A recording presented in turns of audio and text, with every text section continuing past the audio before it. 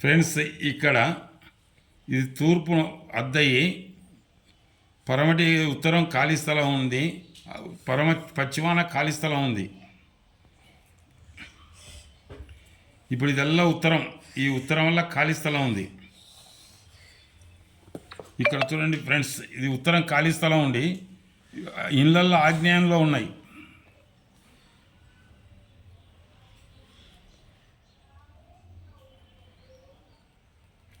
అయితే ఈ స్థలానికి పరమట ఖాళీ స్థలం దండిగా ఉంది, కళ్ళ ఉంది. ముగ్గురు అన్నదమ్ములు ఒకరి తర్వాత ఒకరు కట్టుకున్నారు. ఇక్కడ మూడో వాడు, ఇక్కడ రెండో వాడు, ఇక్కడ పెద్దవాడు ఉన్నాడు.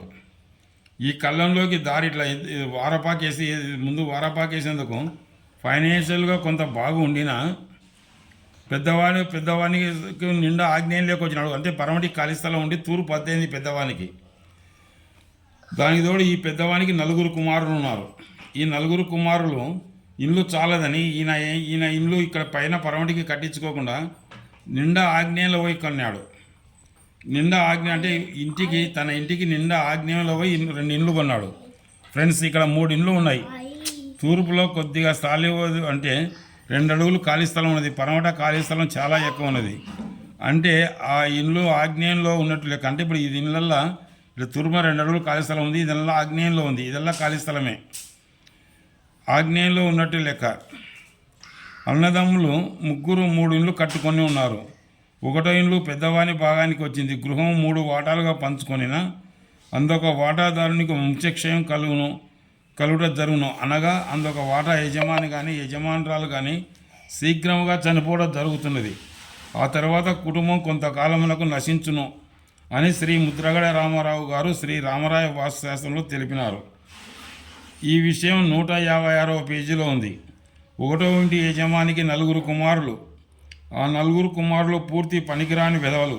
ఒక్కడు కూడా సరైన వాడు కాదు. కానీ ఎందుకంటే ఆగ్నేయంలో ఉంటే అన్ని చెడ్డ బుద్ధులే వస్తాయన్నమాట. కానీ వాళ్ళందరికీ పెళ్లిళ్ళు చేసినాడు. తర్వాత వారికి ఇండ్లు కావాలేనని అతను నివసిస్తున్న ఇంటికి నిండా ఆగ్నేయంలో 2 కుమారులకనే 2 ఇండ్లు కొన్నాడు. కొన్నాక ప్రతి 2 సంవత్సరాలకు ఒకరు స్వర్గస్థులైనారు. ఒకటో వాడు కరెంట్ షాక్ కొట్టి చనిపోయినాడు. రెండవ వాడు 1.5 సంవత్సరం తర్వాత చనిపోయినాడు. మూడవ వాడు కూడా తాగి చనిపోయినాడు. ఆ ఇల్లు ఆగ్నేయంలో కొన్న 5 సంవత్సరం లోపలనే 3 కొడుకులు స్వర్గస్థులైనారు. పాత ఇల్లు తండ్రి నివసిస్తున్న దానికి నిండా తూర్పు అద్దు చేసి ఆగ్నేయంలో తూర్పు అద్దుపై అయితే విధవ పెత్తనం జరుగుతుంది. ఎప్పుడైతే ఇక్కడ తూర్పు అద్దయి పరమటి ఖాళీ స్థలం ఉందో విధవ పెత్తనం జరుగుతుంది. అలాగే ఆ ఇంట్లో 3 విధవలు ఉన్నారు, కోడళ్ళు నడుస్తుంది. తండ్రి నివసిస్తున్న ఇంటికి నిండా తూర్పు అద్దయి ఆగ్నేయంలో ఉంది. తూర్పు అద్దె అయితే విధవ పెత్తనం నడుస్తుంది. ఆ ఇల్లు కూడా ఆగ్నేయంలో ఉంది. సంతతి చెడు అలవాట్లకు లోనై వాళ్ళు వ్యభిచారం, తాగుడు, వాళ్ళకు లేని అలవాటే లేవు.